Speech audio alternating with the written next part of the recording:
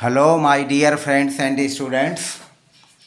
इस वीडियो में advance English structure के अंतर्गत मैंने गेट के इम्पॉर्टेंट यूजर्स के बारे में चर्चा की है और इन वाक्यों में जो मैंने लिया है, इन वाक्यों में गेट का प्रयोग कॉजेटिव वर्ब के रूप में किया गया है। अब यहाँ पर थोड़ा सा मैं स्पष्ट करना चाहता हूँ कि कभी कभी होता क्या है कि किसी काम को कर्ता स्वयं न करके, करने वाला स्वयं न करके किसी दूसरे से वह काम करवाता है। जैसे मान लीजिए खाना बनाना है तो खाना कर्ता स्वयं न बना करके वह खाना दूसरे से बनवाता है।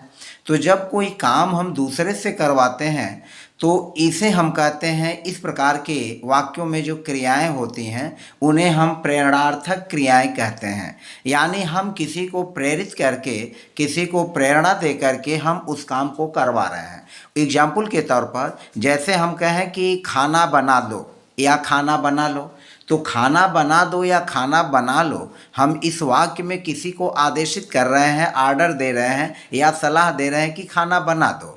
लेकिन जब हम कहेंगे कि खाना बनवा दो या खाना बनवा लो, तो इसका मतलब यह हुआ कि खाना बनवाना है हमें, यानी दूसरे से वह काम करवाना है। तो जब कोई काम करता स्वयं न कह करके किसी दूसरे से वह काम करवाता है तो उस कंडीशन में हम कॉजेटिव वर्ब गेट का यूज़ करते हैं। हालांकि कॉजेटिव वर्ब में काज भी आता है, मेक भी आता है भी आता है, लेकिन इस वीडियो में मैंने केवल गेट के प्रयोग को लिया है और मैं एक एक करके क्रमशः धीरे धीरे आने वाली अपनी वीडियोज़ में जितने भी कॉजेटिव वर्ब हैं उन सभी कॉजेटिव वर्ब के बारे में हम चर्चा करेंगे। तो फिलहाल वीडियो को पूरा देखें ताकि आप इस प्रयोग को आसानी से और अच्छी तरह से समझ सकें और वीडियो को स्किप न करें।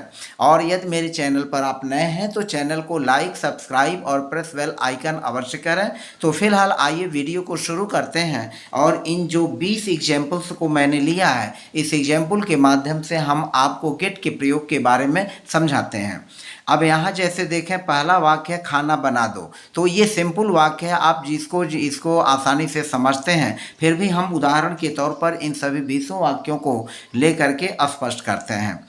जैसे है खाना बना दो, तो खाना बना दो, तो खाना बना दो यह इम्परेटिव सेंटेंस है और इस इम्परेटिव सेंटेंस की जो इंग्लिश होगी वह इस तरह से होगी कुक फूड। कुक फूड, खाना बना दो, खाना बना दो, कुक फूड, कुक फूड, खाना बना दो। चाहे मेक फूड, हम मेक फूड भी लिख सकते हैं। खाना बना दो, मेक फूड, खाना बना दो। तो यह हो गया कुक फूड, मेक फूड, खाना बना दो, हमने किसी का आदेशित किया। अब यह खाना बनवा दो, तो जब खाना बनवा दो तो इसमें अब यहाँ गेट का प्रयोग करेंगे, क्योंकि गेट जो है यह प्रेरणार्थक क्रिया है। इसको हम यहाँ पर यूज जो करेंगे वह प्रेरणार्थक क्रिया के रूप में करेंगे। यह जो हुआ प्रेरणार्थक क्रिया है, प्रेरणार्थक क्रिया के रूप में प्रयोग हुआ। तो अब हम कहेंगे खाना बनवा दो, तो कहेंगे, अब यहाँ पर पहले हम गेट का प्रयोग करेंगे, तो यह हो जाएगा गेट, गेट, और फिर लिखेंगे गेट फूड, गेट फूड, और फिर क्रिया का थर्ड फॉर्म जो कुक है उसका थर्ड फॉर्म हो जाएगा कुक्ड, गेट फूड कुक्ड। तो इसका मतलब क्या हुआ कि पहले इस तरह का जो वाक्य हम लेंगे तो उसमें हम क्या करेंगे, गेट का यूज करेंगे। इसको आप समझ लें, गेट का यूज करेंगे। गेट के यूज के बाद जो होगा हमारा ऑब्जेक्ट आएगा, गेट के बाद जो है ऑब्जेक्ट आएगा, ऑब्जेक्ट का यूज करेंगे और ऑब्जेक्ट के बाद हम यूज करेंगे क्रिया का थर्ड फॉर्म। इस जितने भी वाक्य लिए गए हैं इनका यही स्ट्रक्चर है, gate plus object plus V3 यानी क्रिया का थर्ड फॉर्म। तो गेट फूड कुक्ड, खाना बनवा दो या खाना बनवा लो। अब यहाँ पर तीसरा वाक्य है दरवाज़ा खोल दो, तो हम क्या लिखेंगे, open, open the door, open the door, दरवाज़ा खोल दो, ओपन दी डोर। अब इसमें ऑब्जेक्ट है दी डोर यानी दरवाज़ा, तो अब यहाँ पर हम लेंगे गेट, गेट, और ऑब्जेक्ट के रूप में हो जाएगा दी डोर, गेट दी डोर, और फिर जो ओपन है इसकी थर्ड फॉर्म V3 होगी opened. Get the door opened, दरवाज़ा खोल दो। गेट द डोर ओपेंड यानी गेट हुआ, इसके हिसाब से यहाँ गेट है और प्लस ऑब्जेक्ट का यूज होगा द, और फिर क्रिया का थर्ड फॉर्म ओपेंड। तो गेट द डोर ओपेंड, दरवाज़ा खुलवा दो। फिर पांचवा वाक्य है चाय बना दो। तो चाय बना दो को हम क्या लिखेंगे? मेक दी टी, चाय बना दो। या हम इसको प्रिपेयर भी लिखते हैं, प्रिपेयर दी टी, चाय बना दो। तो मेक दी टी या प्रिपेयर दी टी, अब यह दोनों हो गया। अब यहाँ है चाय बनवा दो, यानी यहाँ चाय हम किसी दूसरे से बनवा रहे हैं तो हो जाएगा गेट। पहले लिखेंगे गेट, उसके बाद ऑब्जेक्ट के रूप में लिखेंगे the tea, get the tea, और मेक का थर्ड फॉर्म हो जाएगा made, get the tea made या prepared, get the tea made या प्रिपेयर्ड। तो चाय बनवा दो, गेट द टी मेड या गेट द टी प्रिपेयर्ड। फिर चलो कमरा सजा दो, तो यह इंपरेटिव सेंटेंस है। अब इसको हम लिखेंगे डिकोरेट द रूम, कमरा सजा दो, डिकोरेट द रूम, कमरा सजा दो। अब हम कहेंगे कमरा सजवा दो, तो कमरा सजवा दो के लिए क्या लिखेंगे?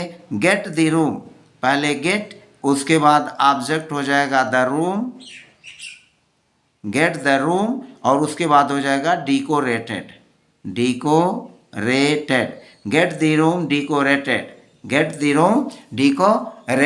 कमरा सजवा दो, गेट द रूम डिकोरेटेड।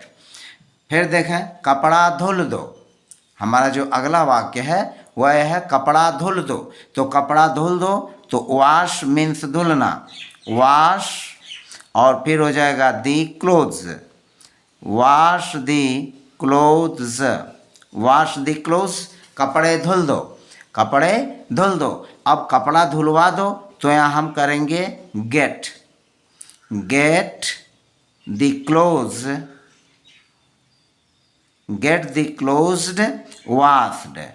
वाश्ड क्रिया का थर्ड फॉर्म हो जाएगा V3।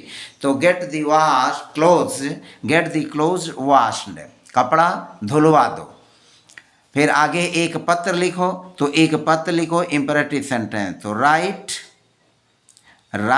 अ लेटर, यह हो गया राइट अ लेटर। अब एक पत्र लिखवा दो, तो इसको करेंगे गेट अ लेटर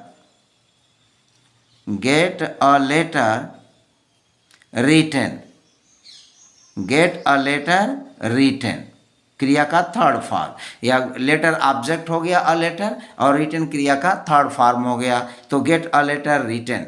बिस्तर लगा दो, तो लिखेंगे मेक द बेड, बिस्तर लगा दो, मेक द बेड। अब यहाँ हम इसको लिखेंगे बिस्तर लगवा दो, तो यह हो जाएगा गेट द बेड, और फिर मेक का थर्ड फॉर्म हो जाएगा made, get the bed made. तो यह हो गया बिस्तर लगा दो या बिस्तर लगवा दो। फिर सब्जियां काट दो, तो यह हो जाएगा चॉप दी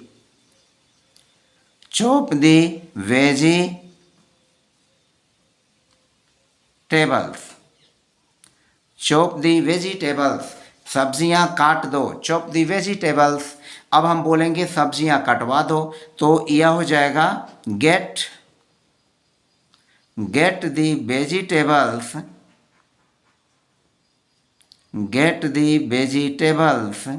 चॉप्ड,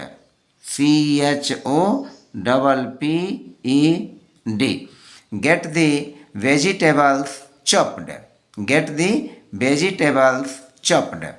अब हमारा अगला वाक्य है खाना बना दो। खाना बना दो, खाना बना दो, तो खाना बना दो तो हो जाएगा make food, make food, make food. और खाना बनवा दो तो get the food, get food, get food made, get food made. हमारा अगला वाक्य है आम लाओ, तो आम लाओ bring mangoes, bring, bring mangoes, bring mangoes, आम लाओ। अब इसका जो होगा काजेटिव वर्ब के रूप में जब हम यूज करेंगे तो आम मंगवा दो या आम मंगवा लो, तो फिर लिखेंगे get the mangoes, get the mangoes, bring the mangoes, यहाँ कर लेते हैं ब्रिंग द मैंगोज, तो get the mangoes, get the mangoes brought, get the mangoes brought, यानी आम मंगवा दो या आम मंगवा लो। तो इस तरह से आपने देखा कि मैंने 20 एग्जाम्पल्स के माध्यम से आपको जो प्रेरणार्थक क्रिया गेट है उसका यूज़ करने के बारे में मैंने बताया। फिर तो फिलहाल आज की वीडियो में बस इन 20 एग्जाम्पल्स के बाद जो है आप पुनः अपना नोटपैड लें, अपना नोटबुक लें और नोटबुक पर इसी तरह के कुछ वाक्यों को लिख करके उनको अभ्यास कर लें ताकि आप जो है इसमें और मजबूत हो जाएं। तो फिलहाल आज की वीडियो में बस इतना ही। धन्यवाद।